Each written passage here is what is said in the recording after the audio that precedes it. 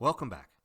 SFI Compliance is proud to present our fourth video toolbox talk in this new series of digital meetings. In our last video, we discussed housekeeping and hazards that should be identified. We talked about fire, storage, egress, lighting, and tool hazards associated with housekeeping and methods to eliminate these hazards.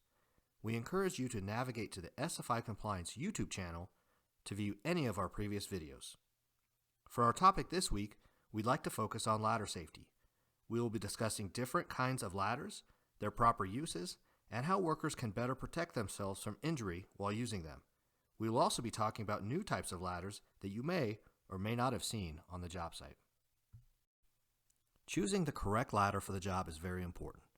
Ladders are versatile tools that many construction workers use each and every day. They help elevate workers to better perform overhead work and aid in helping workers transition from one working level to another. With this comes certain hazards such as workers falling from these ladders, tools or materials being dropped, or the ladders slipping due to incorrect setup. Here are some of the ladders that are available to use. They all come in different sizes, shapes, heights, load capacities, and are even made of different materials. Due to these differences, every worker should be trained and know which ladder is the best choice for their task at hand. Falls from portable ladders are one of the leading causes of workplace fatalities and injuries. These are a direct result of ladders being poorly maintained or being used improperly and not in line with the manufacturer's instructions. Each worker should be trained on the different types of ladders they will encounter as a function of their job tasks. If a different type of ladder is going to be used, the worker must receive updated training. Ladders should be frequently inspected, paying attention to labels, structural integrity, or any defects. Any observed damages should be relayed to management and the ladder removed from use. When workers are climbing up and down their ladder, they should always maintain a three-point contact. This means workers should always have either both feet and one hand or both hands and one foot on the ladder in order to maintain their stability. Workers should avoid leaning outside of the side rails of their ladder, as this may cause them to lose their balance. Workers should always face the ladder while ascending and descending the ladder and never work with their backs turned to it. Ladders should be placed in areas free from debris and never be placed on uneven surface that could shift the stability. Ladder rungs should be kept clean of dirt, mud, and ice. Remember to look up and live. Always avoid handling any ladder, especially a metal ladder, near power lines or other energized sources. The top two rungs of any step ladder should not be used. This is unstable and can easily lead to workers falling off. All ladders should be placed on flat and stable surfaces. Ladders should never be placed on elevated surfaces like a scaffold, box, or bins. If workers need to move their ladder, they should fully dismount the ladder and move it manually. Workers are to never bounce, hop, or swing the ladder by their feet to move it. If overhead work is being performed, other workers on the project should not walk beneath the ladder.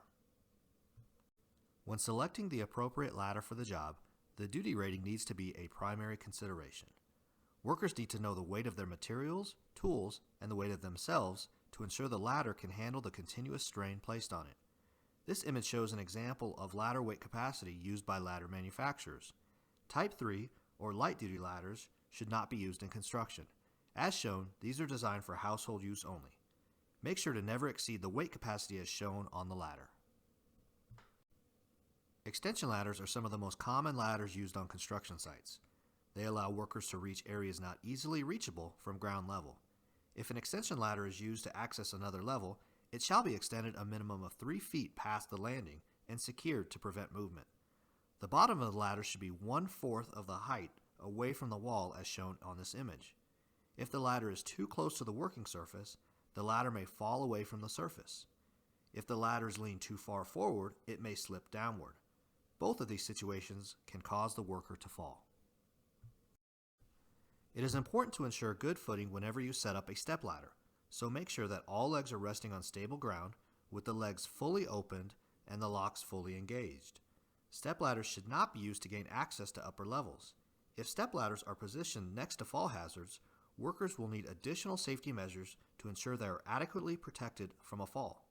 An example of this is a step ladder being placed next to a window opening where the worker is above the guardrails. If this situation happens, the normal guardrail won't provide enough protection, and additional guardrails or a personal fall arrest system will be needed. Depending on the type of project, a job-it ladder might be a beneficial option. OSHA does have guidance on how to properly build a compliant ladder using the link above. An important part of any job-it ladder is ensuring it is being built by a competent person and regularly inspected. Any protruding nails, splintering wood, rungs breaking, or built-up of debris or mud on the rungs should be corrected immediately. These type of ladders still need to be secured to prevent displacement and still need to extend 3 feet above the landing. Manufacturers are staying on the forefront of ladder design and safety by engineering new products. The cross-step ladder is a stepladder design, but is engineered to rest on wall corners and other areas and may be used in a folded position. Most stepladders are not permitted to be used in the folded position. However, with this design, workers can use the small black locks on the inner rails to secure the sections together. The sumo stance ladder is another unique design as it is equipped with legs that can adjust to keep the extension ladder level. Traditional ladders cannot be placed along a slope or stair due to rigid feet.